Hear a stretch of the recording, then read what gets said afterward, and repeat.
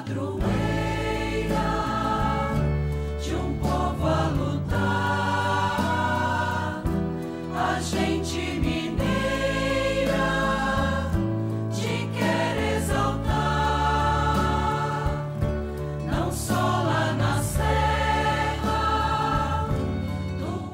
Amado irmão, amada irmã, com apreço e grande alegria, saúde e paz.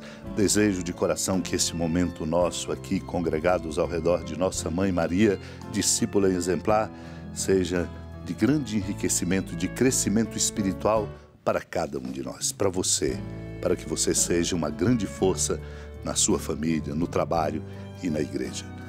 Somos interpelados ao proclamar a palavra em nossa tarefa diária, ouvintes amorosos e assíduos dela, para, como diz num dos seus sermões, o bem-aventurado Guerico, um abade. Poderás reconhecer que teu espírito reviveu plenamente em Cristo quando ele puder dizer com íntima convicção: para mim, basta que Jesus esteja vivo. Exclamação fiel e inteiramente digna dos amigos de Jesus. Por isso devemos dizer: ó puríssimo afeto que assim se exprime, basta que Jesus esteja vivo. Se ele vive, eu vivo, você vive, pois dele depende minha vida e depende a sua vida. Muito mais, ele é minha vida e é tudo aquilo de que preciso. Que me pode faltar se Jesus vive? Essa é uma pergunta que devemos fazer e nos deixar interpelar por ela. Ainda que tudo faltasse, não nos importaria. O que importa é Jesus estar vivo. Se for do seu agrado que ele me falte, basta-me que esteja vivo, ainda que seja só para ele mesmo. Quando o amor de Cristo absorve inteiramente o coração da pessoa humana, a ponto de levá-la a descuidar-se de si mesmo, não sendo sensível senão a Jesus Cristo, ao que lhe diz respeito, somente então a caridade é perfeita nele. Aquele cujo coração é assim tocado não acha pesada a pobreza, não sente as injúrias, ri dos opróbrios, despreza os danos, considera a morte como um lucro.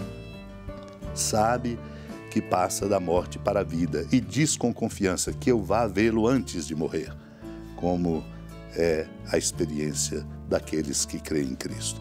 Somos desafiados a uma edificação interior de envergadura para nos sustentar em condições de dar testemunho do amor de Deus. Aquele que vem do alto está acima de todos. O que é da terra pertence à terra e fala das coisas da terra. Aquele que vem do céu está acima de todos. Dá testemunho daquilo que viu e ouviu, mas ninguém aceita o seu testemunho. Quem aceita o seu testemunho atesta que Deus é verdadeiro. De fato, aquele que Deus enviou fala as palavras de Deus, porque Deus lhe dá o Espírito sem medida. O Pai ama o Filho e entregou tudo em sua mão. Aquele que acredita no Filho possui a vida eterna. Aquele, porém, que rejeita o Filho não verá a vida, pois a ira de Deus permanece sobre ele. Amado irmão, amada irmã, nosso grande desafio existencial é de fato eleger e ter Cristo como centro de nossa vida, o alicerce que nos sustenta, a fonte que nos encharca, transformando-nos e nos fazendo compreender a vida noutra direção. Por isso, somos chamados a compreender que ele vem do alto e está acima, pois o que é da terra pertence à terra e fala das coisas da terra, mas ele vem do céu e está acima de todos. Por isso, dá testemunho do que viu e ouviu. Nós precisamos de Cristo porque é ele quem dá testemunho da força do Pai, da sua força amorosa, trazendo-nos a oportunidade de uma intimidade muito profunda com Deus, nosso Pai, que é o nosso sustento. Por isso ele vem como nosso irmão e nosso Redentor. Quem aceita o seu testemunho atesta que Deus é verdadeiro. Aquele que Deus enviou fala as palavras de Deus, porque Deus lhe dá o Espírito sem medida. É assim Cristo revelador por excelência do Pai.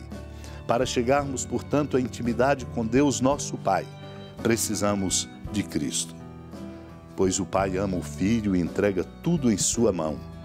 E aquele que acredita no Filho possui a vida eterna. Porém, aquele que rejeita o Filho não verá a vida, pois a ira de Deus permanece sobre ele. São Gaudêncio, um bispo, num dos seus tratados, por isso nos diz: o sacrifício celeste instituído por Cristo é verdadeiramente um dom do Novo Testamento conseguido para nós como herança. É o dom que ele nos deixou como garantia da sua presença, naquela noite em que foi entregue para ser crucificado.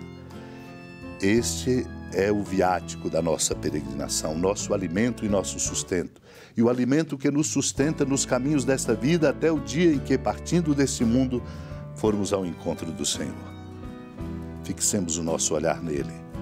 Com ele caminhemos, seguindo os seus passos, unidos à amada Mãe Maria, suplicando agora a graça desta abertura e desta convicção para nos qualificar e encontrar o verdadeiro sentido do nosso viver, da nossa labuta, de sermos bons e de vivermos para fazer o bem. Oremos. Senhora da piedade, Mãe Virgem do Cristo Deus. Lembrai-vos, ó piedosíssima Virgem Maria, que nunca se ouviu dizer que alguém daqueles que, tendo recorrido à vossa proteção, implorado a vossa assistência e reclamado o vosso socorro, tenha sido por vós desamparado. Animado com igual confiança, a vós recorro, ó Virgem das Virgens, e gemendo sob o peso dos meus pecados, me prostro a vossos pés.